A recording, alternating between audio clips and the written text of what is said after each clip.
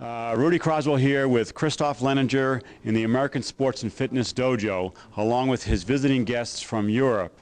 We're talking to these premier judo players and instructors to find out more about the sport of judo and how it relates or is different than some of the other throwing arts such as Aikido or Jiu-Jitsu. Cristophe, could you help us out here a little bit? First of all, would you introduce our guests, please? I'd like to introduce my guests today. They came from France, Paris, France, and to my right is Mr. Jack Norris, who is a 7th Dan in Judo, and he was also European and French champion in the early 70s. In the early 70s, and he was also in the generation of judo, European judo, the beginning of the European judo movement, which has become very strong throughout the decades. And to my left is Angelo Parisi, who is also 6th Dan, 7th Dan now, and he has been a 4-time world medalist and 4-time Olympic medalist and Olympic gold medalist once, and many times European and French champion. And they have come to the United States to visit our club, first of all because we're very good friends, and also Mr. Norris manufactures the tatami that we are working on, that we represent Mr. Norris's company in the United States, distributing the tatami and the judo gis and karate uniforms that we have. And basically the difference between, to answer your question, the difference between judo and jiu-jitsu is there's very little difference, except for jiu-jitsu has the striking techniques, the ateme waza, and the leg and ankle locks. But everything else is pretty much the same. We have the chokes and the arm bars in judo as well as jiu-jitsu. And judo is actually born from Jiu-Jitsu, and in 1882, Jigoro Kano, who was a Jiu-Jitsu student in Japan, created judo by taking out the lethal portions of Jiu-Jitsu, making it a sport, which is very nice because you can really go all out at the sport, as you saw, and basically no one gets hurt other than minor bumps and bruises like any other contact sport like football or wrestling. So that's one of the unique things about judo, that everyone can participate in. And did you have any other questions for these gentlemen? Judo is practiced all over the world. You gentlemen are from France. How many practitioners of judo do you have in France today? In France, there's about 800,000 people doing judo. And in those 8,000 people, there are 500,000 people which are licensed, have got their license at the Federation. And Europe is about, if you count all the judokas which are in Europe, we're over maybe 3 million, 4 million judoka in Europe. You know, judo is very popular in Europe. As you know, judo came from Japan, and we weren't very lucky. Well, I should say very lucky. We didn't have many Japanese teachers in France, and that's, I think, is one of the reasons that the judo developed quite fast and became very popular. In France, judo is the first sport of taking medals in the world for France. How long has judo been involved in the Olympics? Because it's the only really martial art, let's say, that has gotten into the Olympic scene. There are some others that have tried, but how long has it been involved? The first Olympic Games judo came in was in '64, because the Japanese held the Olympic Games in '64 in Tokyo, and each country that has the Olympic Games in has the chance to do it, and they have two sports, two choices of doing another sport, and they chose judo. And judo came in to the Olympic Games in 1972 in Munich. And it's been in the Olympic Games since then. So for approximately 20 years now. And children practice from a very early age on up as well. Do you find judo is a good activity for young children? And how young do children start in judo? In Europe, children start doing judo about the age of 5, 6 years old.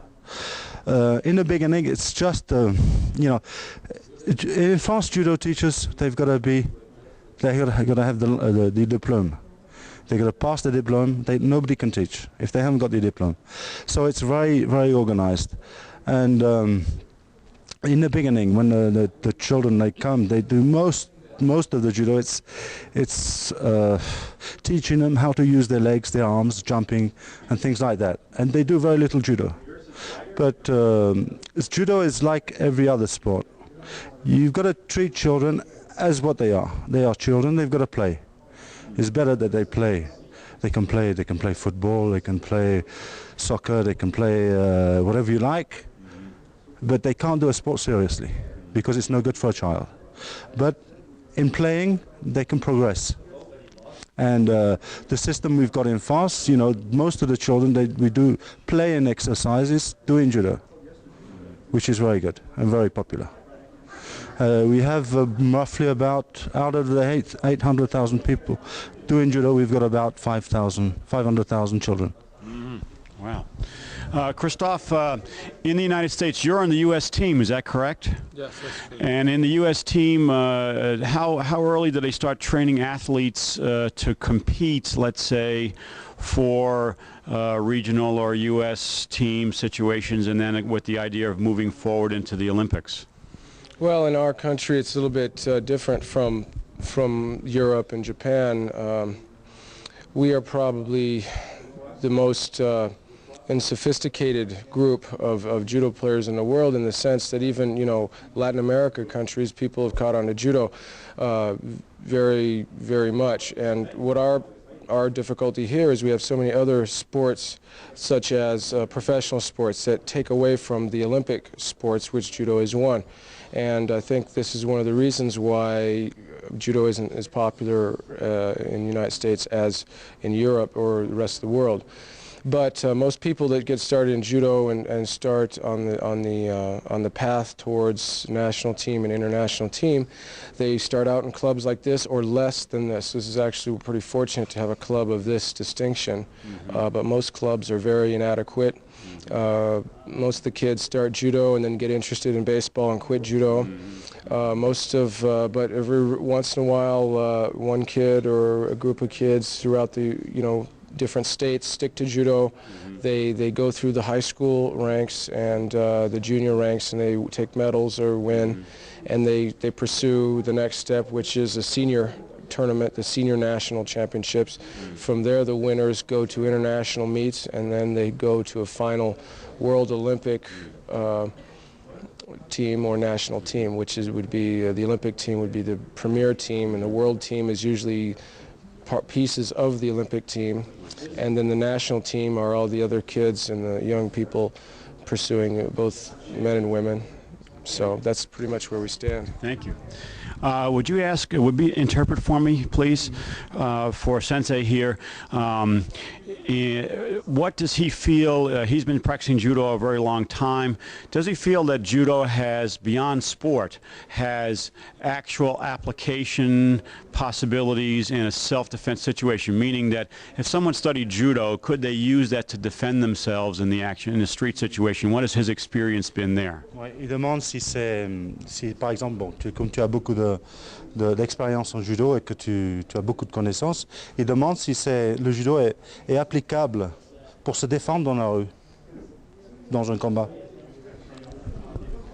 Alors évidemment, le judo est un sport de combat très efficace, et il est évident que si on a besoin de se défendre dans la rue, on peut se défendre d'une façon très très efficace. C'est certainement un des meilleurs sports de défense qui existent. Ça peut être dangereux d'ailleurs, il vaut mieux éviter. Je vais traduire pour vous. He says that judo, the way it's practiced is because of the efficiency and the demand for precision and the physical training that certainly is something that would come in handy in the street as far as someone attacking you using, you know, they're usually in an attack situation, they're thrusting their energy at you, and in judo that's the whole principle. Vous continuez, vous étiez. Je pense que j'ai tout dit, mais le judo est un très grand sport de défense et d'attaque. Ce n'est pas fait pour s'en servir dans la rue, sauf si vraiment on est agressé et qu'on ne peut pas faire autrement. He says that judo is a very fine activity, sport for defending and also attacking. And you know, if you train regularly, that if you were put in a position where you had to defend yourself, that judo would be a very good thing to have in your experience in life. And he also says that it's a sport, it's something that's very dangerous. To use judo in the street is very dangerous, and you can probably kill somebody just throwing him over. Yes. Well, there we have it. Apparently a very good sport, which is a good activity for both young and old people, people that can start young and train their whole lives, obviously, and something that's in the Olympics, so that if somebody has aspirations in that regard to do international competition, but also a quite deadly art in the street situation in the event that it was used. So caution is a martial art that is widely practiced called savate or savate, which is a kicking art, I guess, kicking and maybe some boxing. So the question would be, if you're a Frenchman, why you wound up in judo rather than practicing a savate? The savate, it's a sport that exists since a very long time, and like all sports that are practiced with people, it's an old sport, and young people, they don't practice very much French boxing, as they call it now.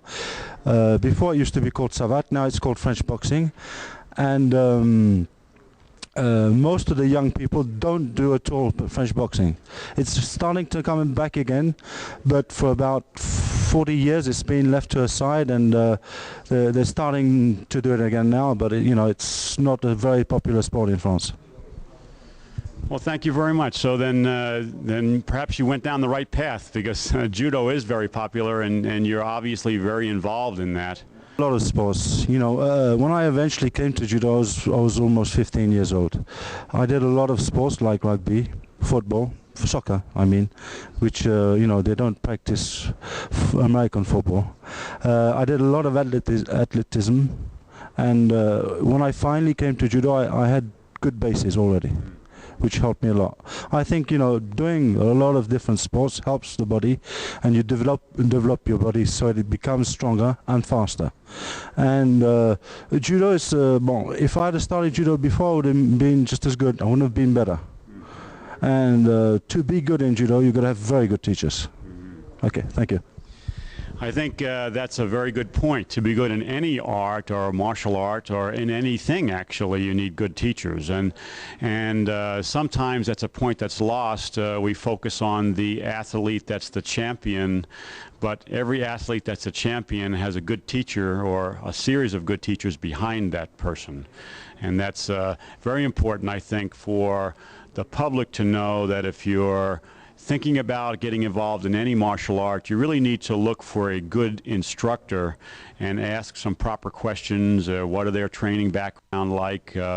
What's the facility like, and so on, and make sure that you're training with someone who's adequately licensed and has some good teaching experience that can therefore convey that information to you properly. Once again, thank you very much. I appreciate your time, gentlemen. Thank you, sir. Thank you.